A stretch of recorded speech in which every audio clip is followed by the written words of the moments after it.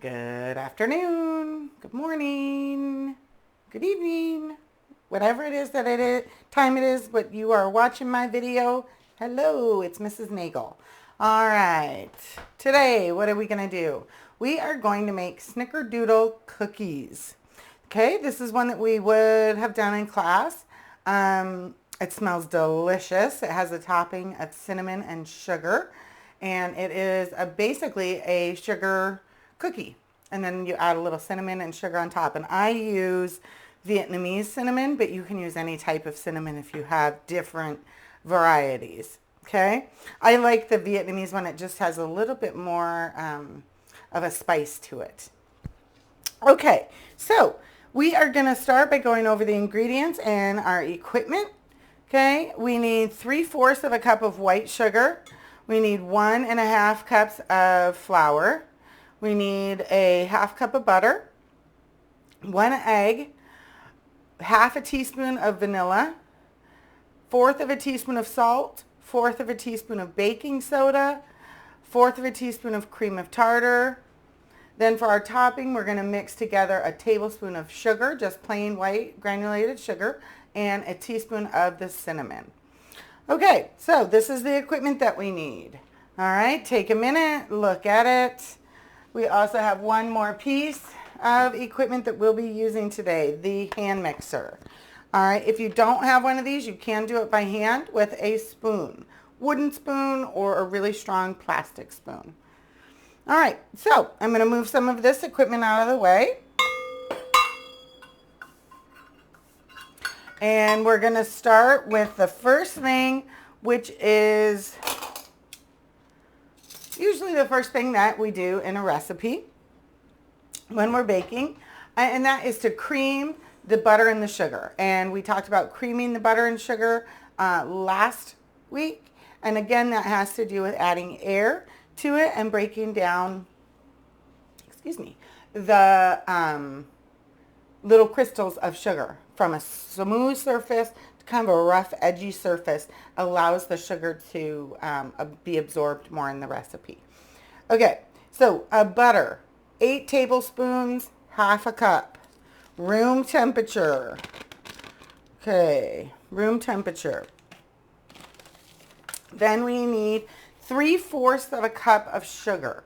Okay, granulated white sugar. Okay, so a little bit of math. All right, a little bit. We don't have a 3/4 cup. We have a 1/2 cup and we have a 1/4 cup. Okay, we've done this math before. All right, so remember, you can use the 1/4 3 times, or you can use the 1/2 cup, which is the same thing as 2/4, plus 1/4, and then you have 3/4. Okay? All right, so let's get some sugar. And remember, this type of sugar we can scoop. I'm going to level it off. Okay, and that's going to go in my bowl. That is my 1/2 cup, or my 2/4. And then here is my 1/4 cup. So a total of 3/4 of a cup. All right, I'm going to put my beaters in. While I am attaching my beaters to my hand mixer, on the recipe, if you decide to make this at home, you need to cream this butter and sugar for 3 minutes, okay? Now for the purpose of this video, I am just going to cream it for a few minutes because I'm not going to actually be using this dough. I have another one in the fridge. It's chilling because we have to chill this dough, which we'll talk about, okay? So I'm just going to do it for about a minute, okay? And really though, in reality, you want to do that for about 3 minutes. Okay.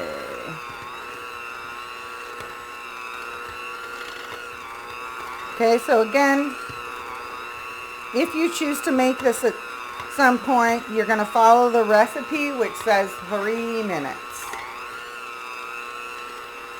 Okay, I'm going to do it just for 1 minute so that I get all the butter mixed in. Even though I'm not going to use this one to cook with.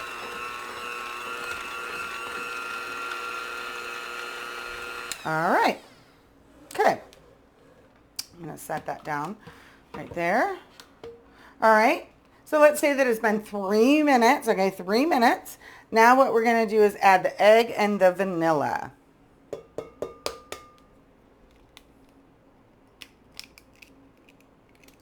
Okay. Egg, make sure you don't get any shell in there. And then the vanilla, we need, excuse me, half a teaspoon.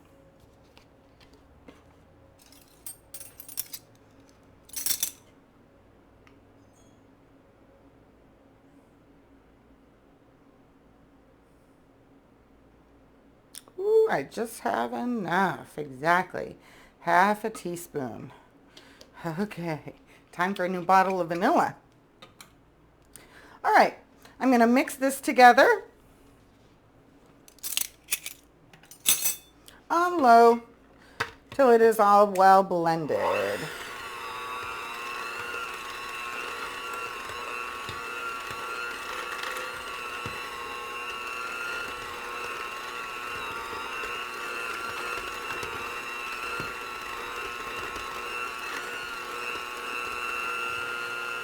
All right, now that's all mixed together. So now what I'm going to do is get my dry ingredients together.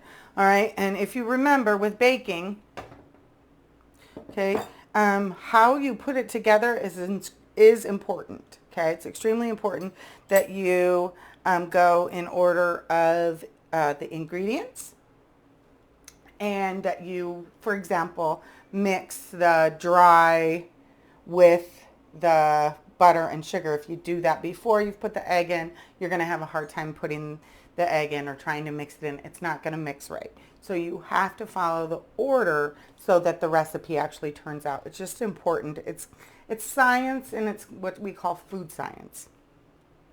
Okay, so dry ingredients. Back to that. Sorry about that. So dry ingredients we are going to mix together with, I'm just going to use a fork today. All right, we need 1.5 cups of flour. We don't have to sift the flour for this recipe, but we do want to make sure that we are spooning it and not scooping it. Okay, and leveling it off. Excuse my phone ringing. Somebody's calling me.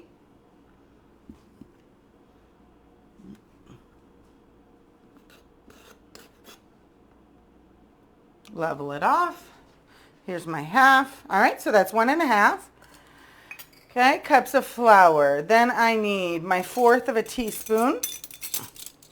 And we need 1/4 of a teaspoon of salt. Okay, and remember, salt in a baking recipe modifies the flavor. It increases the crust color, okay, the color of the baked product. And it also controls the rate of yeast fermentation when we're using yeast. Okay, then we need 1/4 of a cup of baking soda and 1/4 of a cup of a new ingredient that you may not have heard of before called cream of tartar. Okay, and cream of tartar actually comes from like a grape juice processing, and it is a type of acid that acts as a stabilizer in recipes when there's limited egg or there may not be egg in it. For this recipe, though, because we're mixing it with the baking soda, okay, it works as a leveling agent that makes the cookies puff up. Okay, so you'll see when they're baking and when you first open that oven, they're going to be puffy. And it is because of the baking soda and the cream of tartar together. Okay, so now I have put in my flour, my salt, my baking soda, my cream of tartar. I'm mixing this in with a fork. You could use a whisk if you want. I just like to use a fork. It's easy. And then we're going to add the dry to the butter. And we're going to mix it till it just forms a dough. Now it's going to be a sticky dough. That's why we're putting it in the fridge. Okay, so why we're putting it in the fridge and chilling it for an hour to 2 is because it takes the fat and it solidifies it. All right, so it makes it a solid form. Right now it's pretty watery. All right, so if I were to put this, mix it together and put it in the oven right now without putting it in the fridge, it would just flatten out, okay, because the molecules in the fat would cause it to spread. When they are in a solid form, the molecules in the fat, it makes the cookie have shape. So that's why we put it in the fridge for at least an hour. 2 is best if you can wait that long.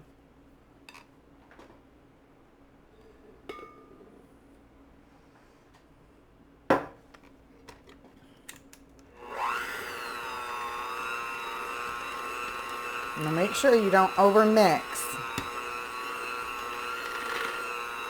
You're going to use your beaters to bring down your flour, or you could use a rubber scraper.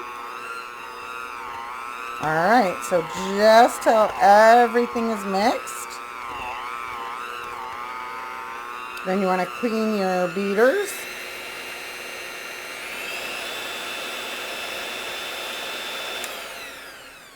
And I just do that by turning them on high, yet keeping them low. Otherwise, I've done it before, you're going to get stuff everywhere.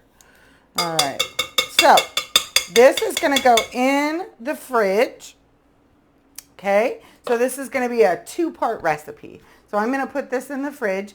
My other dough that's in there still has about 15 more minutes, and so I'm going to wait, and then I will do the second part, which is actually making the cookie and putting the topping on. All right, so let me get around and stop my film.